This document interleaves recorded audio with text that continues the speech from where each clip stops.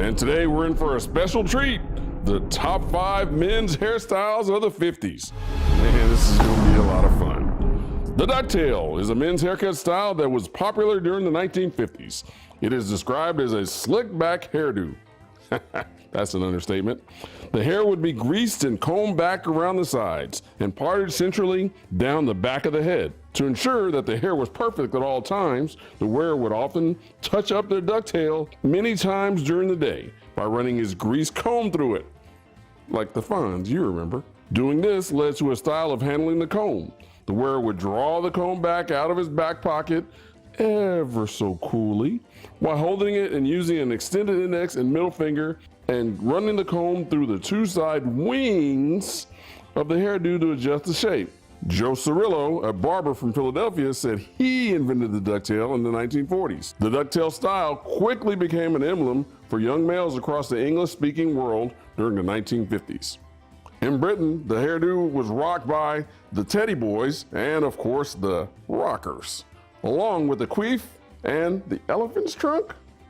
I don't know about that one. The ducktail hairstyle contributed to the term greasers. The brands of grease sold in this era included the Black and White, Sweet Georgia Brown, Royal Crown, that was my dad's favorite, and Murray's. And on the West Coast, pomades such as the Dixie Peach or Brill Cream and tonics such as Wild Root, Cream Oil, and others were very popular. The ducktail quickly became a stereotypical feature of rebels, mobsters, and nonconformists, and gained popularity especially after the rise of rock and roll legends like Elvis Presley, who himself sported this cool look. Although the ducktail was adopted by Hollywood to represent the wild youth of the 50s, only a minority of males actually sported the ducktails. But I think everybody had one.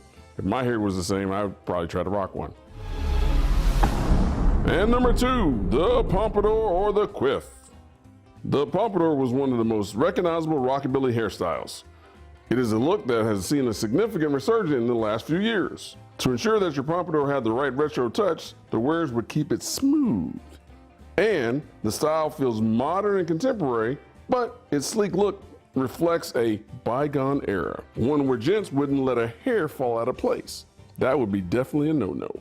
And the key to a perfect pomp would be to add much needed height to the front of the style. This was achieved by using a large barrel brush and a hair dryer. You could also have more layering cut into your hair to help combat any extra weight that would stop the hair from getting sky high.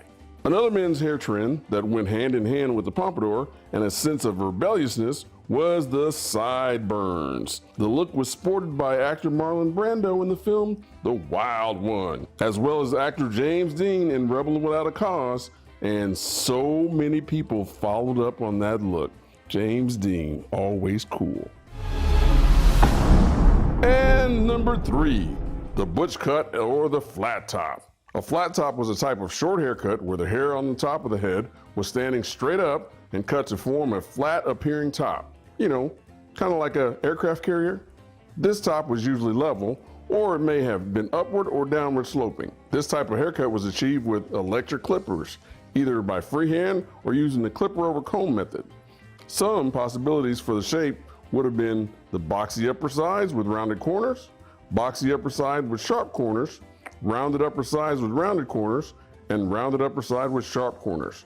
Now, in the 80s, we rocked the slope and we kind of did our own thing with it. But again, the hair on the sides and the back of the head was usually tapered and short, semi-short, or medium.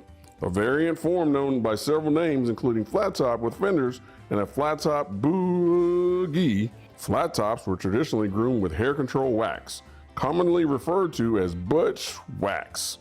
Certain hair textures do not require waxes or straighteners to maintain their hold. Since the haircut is short and quickly grows, maintenance haircuts are required at least every few weeks, and some flat top wearers get a haircut as often as once a week. The flat top has maintained a contingent of dedicated wearers since it was introduced. It was very popular in the 50s, but faded in popularity with the emergence of long hairs in the 60s and the 70s.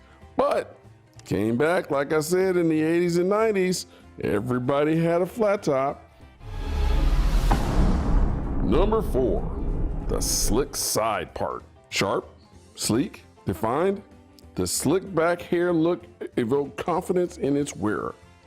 This hairdo has long been a touchstone for rebels with style. In fact, this classic hairstyle evolved from 18th century France to some of today's best red carpet looks. The side part hairstyle was one of the most popular haircuts of the movie stars, along with a slick back look. It was worn by cool dudes like Cary Grant. This style, unlike the slick back look, put emphasis on the part in the hair. The typical cut was neat and clean around the ear and tapered down to nothing at the nape, blending up into a longer top length set in place with products like grooming creams and pomades. This morphed into what we today call the fade. I like the fade. During the post-Depression era period, for those who couldn't afford the barber, a home or backyard haircut was performed. These haircuts were rougher and ruder, with the back and the sides of the hair clipped and shaved off, and they would have had a longer top. For hair control, they would have used a cheaper grease product. Today they rock it in more of an undercut or disconnected kind of look. And number 5, the slick back and greaser slick back. Aside from the beatniks, the greasers were the other major group known for their distinguished fashions. As portrayed in the novel The Outsiders, real-life greasers were distinguishable by the way they would slick their hair back by using various combinations of at-home hair creams, gels, leather jackets, and various styles of boots. Rock and roll was a major part of the subculture.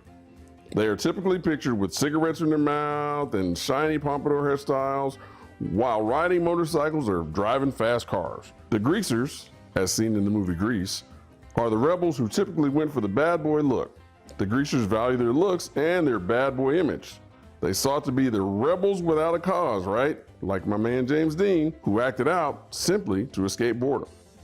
After the war, American youths were looking for entertainment and identity following the war hero image from the World War II generation. The subculture also featured deviant social behavior influenced by the way films portrayed the greasers.